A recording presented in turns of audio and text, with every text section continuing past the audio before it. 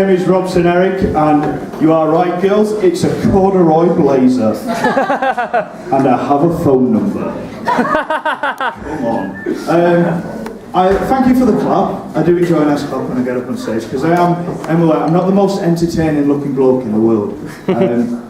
A person once referred to me as a clinically depressed Clark Kent once, which to be honest is terrible, but I'd really like to read that comic as well. It'd be brilliant, just sort of like, Clark, the bridge has collapsed, everyone's drowning, we need Superman. Oh, you always want him, don't you? You never want me. Why can't we just go bowling? But yeah, I'm not the most socially adapted person in the world.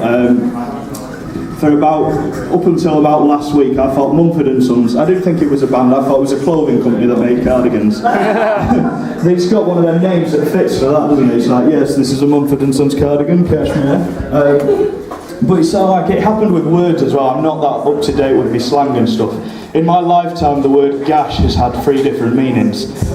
When I was a kid, if I was a kid, when I fell over and cut my knee, I got a gash on it. But then, sort of like when I was in high school, a lot of these sort of like single boys decided they were going to start referring to a lady's underparts. I'm not sure why I'm doing that hand signal there. Hello, nice to meet you. Robson Eric. Somebody does cardio. Oh, there's not a clap there. I've forgotten what they sound like. Jesus. Yeah, and then sort of like, it was sort of like, it obviously didn't work, but then a few years later, again, my friends started going to these sort of, they were called woodland raves, and they were basically a rave in a wood. And it was the name suggests what it is. But it was sort of like, they started going to these, but they obviously, they had to invent a code word for it. And they thought something new and trendy, and they called it the gash. And they said, are you going to the gash? And obviously, but I didn't go to any of these. Because I'm not a drug addict, but and they sort of like, so I never caught on to this new meaning of the word gash. I was still referring to it as a vagina, sort of thing. And they were going on sort of like, hey Robson, we're all going to a gash later, want to come? And my response would often be, all 3 of you? I mean, Susan, I didn't even know you were into that. It's madness. I grew up in a very working class area as well. In a place called Failsworth. If you've never been to Failsworth, it's a place where old people go to die and grow oranges. It's called a retirement village.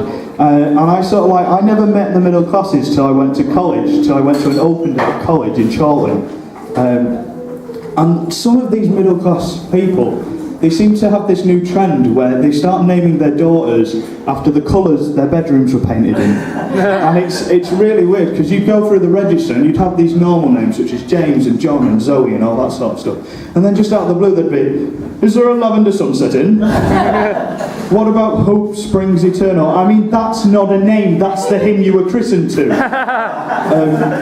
And it's sort of weird going into B&Q now. It's incredible going into B&Q now, because if you go around the Dulux aisle and you're looking at this, you're looking at rows and rows of middle class pregnant women, not picking out paint, picking out names for their kids. And it's sort of like, there's just like, the one at the end is always crying because she knows she's ending up with Magnolia. It's just like, it's an emotion colour and she'll just be walked over. I'm gonna go now, but I'm gonna leave with this because I said I wasn't going to do any audience participation tonight, but I'm just going to point out this gentleman on the front row.